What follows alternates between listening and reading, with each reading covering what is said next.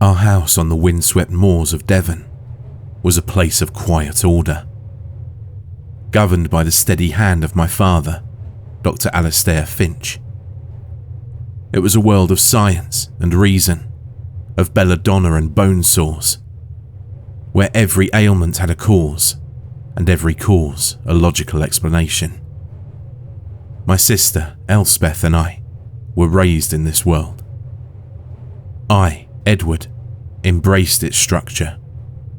Elspeth, however, always seemed to be listening to a tune only she could hear. She was a gentle, willowy girl, with hair the colour of pale straw, and eyes that held the grey, dreamy quality of a misty morning. She was not melancholic, not exactly, but there was a stillness to her, a sense of remove, as if she were a visitor in her own life. The year she turned 14, the tune she was listening to became a cacophony. It began subtly. A broken mirror in her bedroom, which she claimed had simply fallen from the wall. A refusal to look at her own reflection in the polished silverware at dinner. She started taking long, solitary walks on the moor, returning with her boots caked in mud and a vacant look in her eyes, as if she'd walked much farther than her body had travelled. Father diagnosed it as the onset of womanhood, a predictable turbulence of the humours. He prescribed rest and iron tonics. The first time the true madness showed its face, it was a Tuesday in late autumn. The air was thick with the smell of wood smoke and damp earth. I was arranging a bouquet of late-blooming chrysanthemums in the hall when I realised the house was too quiet. Elspeth had been sent to her room to rest an hour before, but the silence that emanated from the second floor was not the peaceful silence of sleep. It was a heavy, watchful stillness.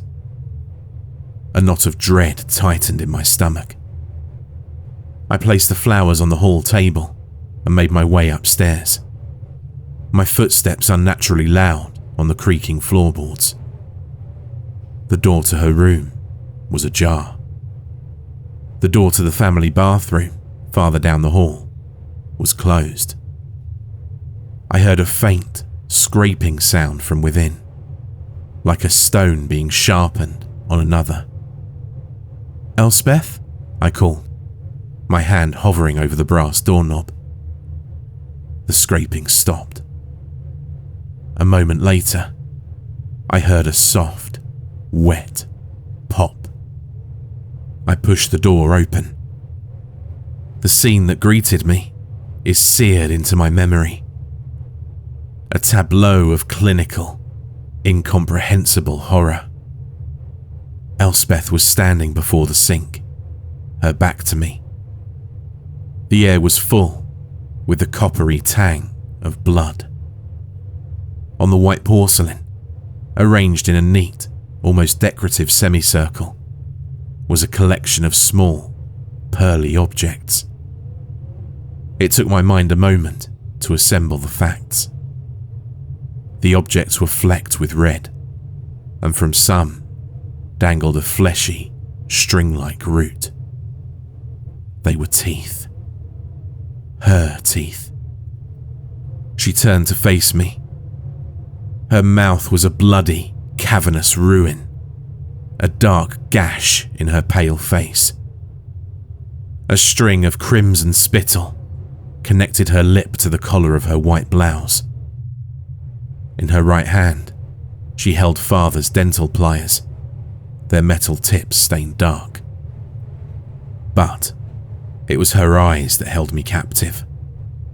They were wide, eerily calm, and held not a single flicker of pain or distress.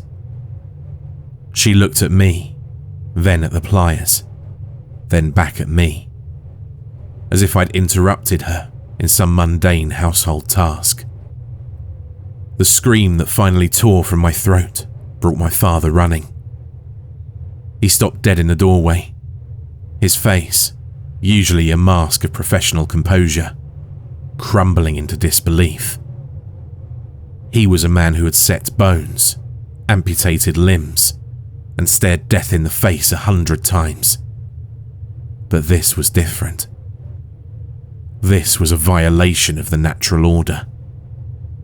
"My God," he whispered, rushing to her side. He gently took the pliers from her unresisting hand. "Elspeth, child, what have you done?" She did not answer. She simply stared at him with those placid grey eyes, a gurgling sound coming from her ravaged mouth. Father, in the face of the inexplicable, retreated to the fortress of his profession. "Hysteria," he declared later that evening, his voice strained as he poured himself a third glass of brandy. "A violent, hysterical fit. The female mind is a labyrinth. We can't hope to understand its darker corridors." But I had seen her eyes. There was no hysteria in them. There was only a profound and terrifying emptiness. We nursed her.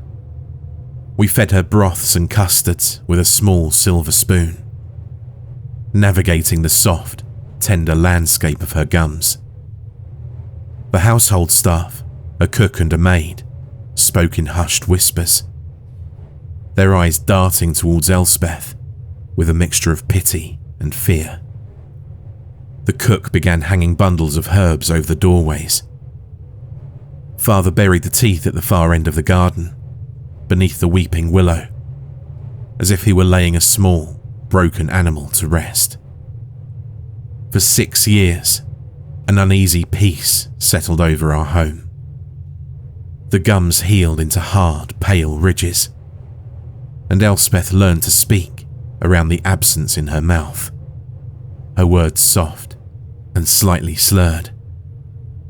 She was quiet, withdrawn, a ghost gliding through the familiar rooms of our house. I would try to draw her out, reading to her from novels or playing the piano, but she seemed to exist behind a wall of glass. Sometimes I'd catch her staring intently at her own hands, turning them over and over, as if they were foreign objects she was seeing for the first time. On one occasion, I found a small dead bird on her pillow, its neck broken. She claimed it must have flown in through the open window, but there was no sign of a struggle, no feathers scattered on the floor. Father brought in specialists from London. They spoke of dementia praecox and nervous degeneration, their theories as useless as their tonics. They would observe Elspeth, ask her questions she would not answer, and leave with a shake of their heads, leaving my father to write another cheque and sink deeper into his frustrated despair. The madness, we'd believed, had receded. We were wrong. It had only been burrowing deeper, gathering its strength for a far more grotesque unveiling. She was 20 years old when it happened again. It was a Wednesday in June, the sky a brilliant, cloudless blue. I awoke with a sense of lightness, the horrors of the past feeling, for a moment, like a distant nightmare. I went downstairs to help the cook, Mary, with breakfast. It was I who went back upstairs to wake Elspeth. The sliver of dawn light cutting through the gloom of the hallway illuminated something on the floorboards, just outside her bedroom door. At first, I thought it was a fallen piece of jewellery, perhaps a large, misshapen pearl. I bent down. It was wet and cool to the touch. My fingers recoiled as if burned. The object was gelatinous, perfectly round, and veined with a delicate web of red. Trailing from it, like the tail of a comet, was a long, sinewy cord. My mind reeled, refusing to accept the information my eyes were sending it. It was an eyeball. A scream lodged in my throat. A hard, sharp stone of pure terror. I scrambled backwards, crab walking away from the thing on the floor, my hands slapping against the wooden boards. I flung her door open. She was sitting up in bed, bathed in the morning light. She was humming a soft, tuneless melody, the same one I remembered from my childhood. The right side of her face was a mangled crater of blood and tissue, a raw, weeping socket. She was humming and staring blankly at the wall with her remaining eye. That single grey eye, when it turned to meet my gaze, held a look of such profound, ancient knowledge that it stopped my heart. It was not the eye of my sister. My scream finally came, a raw animal sound that brought my father and Mary rushing up the stairs. Father's face went ashen. He saw the eye on the floor, then looked at his daughter, and a sound escaped him that I'd never heard before. A sob of utter defeat. The man of science was gone, replaced by a broken parent. This time, his actions were not driven by medical procedure, but by frantic, desperate love. We cleaned the socket, our hands trembling, the water in the basin turning a sickening pink with every dab of the cloth. The wound was horrific, a testament to an impossible threshold for pain. Elspeth sat through it all with a placid stillness, her one eye blinking slowly, her humming a constant, unnerving counterpoint to our movements. We packed the socket with gauze and wrapped her head in clean white bandages. Father administered a heavy dose of laudanum, his hand shaking so violently he could barely handle the syringe. "It will make her sleep," he choked out. "She needs to sleep." We needed to speak, to weep, to try and force the world back onto its axis. We left her resting in her room. The laudanum meant to plunge her into a deep, dreamless sleep for at least 12 hours. We retreated to my father's study, the door closed, the bottle of brandy brought out once more. We sat in a stunned, horrified silence. The only sound, the ticking of the mantel clock. It was the silence from upstairs that eventually pricked my consciousness. It had been perhaps 3 hours. The humming had stopped. "I should check on her," I said, my voice thin. Father nodded, his face buried in his hands. "Yes, go." I walked back up the stairs, a creeping dread coiling in my gut. The silence was absolute. It felt heavier, more final than the humming had. I pushed her door open. She was sitting in the same position, a serene statue in the afternoon light.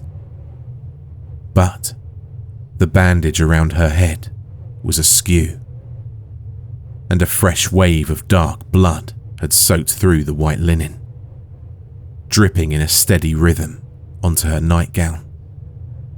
She turned her head towards the sound of my indrawn breath. Both sockets were now empty. They were dark, weeping holes in her face, twin caverns of mutilation. On the bedside table, nestled beside a glass of water as if it were a precious jewel, lay its perfect, bloody twin. her left eye. She did not seem to be in agony. In fact, a strange serenity had settled upon her features. The sightless, mangled face was tilted towards me, and I had the horrifying sensation that she could still see me, perhaps more clearly than ever before. My father stumbled into the room behind me. The sight broke him completely. He fell to his knees by her bed, his voice a ragged, pleading whisper. "Elspeth, my child, my beautiful girl, why, in God's name, why would you do this to yourself?" She turned her head towards the sound of his voice.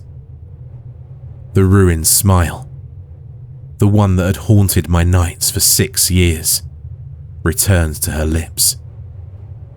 It was a gummy, ghastly thing, a parody of human expression. When she spoke, her voice was flat, a hollow vessel for the words, devoid of any of Elspeth's gentle cadence. "I didn't," she said, and the gesture that followed was the most terrifying thing of all. She gave a small, indifferent shrug of her thin shoulders, as if discussing the weather. "Something made me do this." After that, the world of science and reason my father had built came crashing down.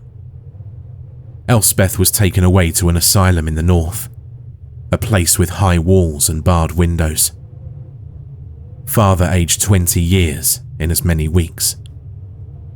He closed his practice, and our house on the moor became a tomb, haunted not by a ghost, but by the memory of my sister's calm, empty eyes, and even calmer, emptier sockets.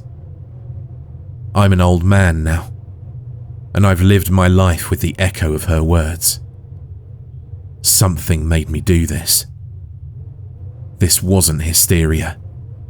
It was something else. Something ancient that wore my sister's skin for a time.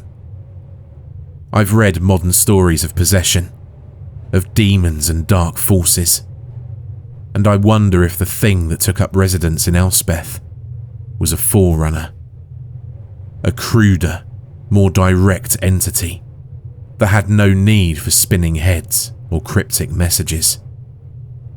It had a simpler, more horrifying goal: to systematically, calmly, and completely unmake its host, piece by bloody piece.